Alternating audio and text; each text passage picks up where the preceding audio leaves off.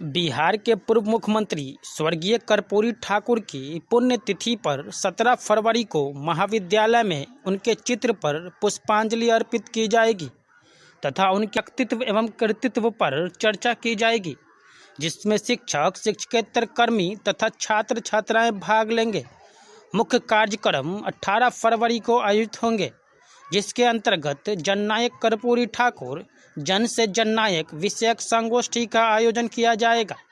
इस अवसर पर मुख्य अतिथि के रूप में मिथिला विश्वविद्यालय के कुलपति प्रोफेसर सुरेंद्र कुमार सिंह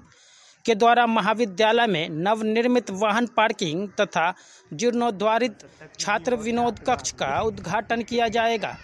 समारोह के उद्घाटक के रूप में बिहार सरकार के खाद्य एवं उपभोक्ता संरक्षण विभाग के काबीना मंत्री मदन सहनी तथा विशिष्ट अतिथि के रूप में दरभंगा नगर निगम के महापौर वैजयंती देवी खेरिया, विश्वविद्यालय के अभिसद सदस्य प्रोफेसर हरि नारायण सिंह, विश्वविद्यालय शिक्षक संघ मोस्टा के महासचिव डॉक्टर कन्हैया जी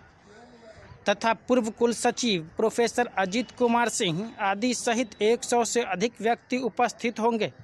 प्रधानाचार्य डॉक्टर श्याम चंद्र गुप्त की अध्यक्षता में आज आयोजित तैयारी की समीक्षा बैठक में वर्षर डॉक्टर AP यादव, परीक्षा नियंत्रक डॉक्टर अमरेंद्र कुमार झा, संस्कृत विभाग अध्यक्ष डॉक्टर विकास सिंह, NSS के पूर्व विश्वविद्यालय समन्वयक doctor RN Chaurasia, doctor Anju Kumari, doctor Aniruddh Singh, doctor Ankit Kumar Singh, doctor Amit Kumar Singh, doctor Anil Bihari,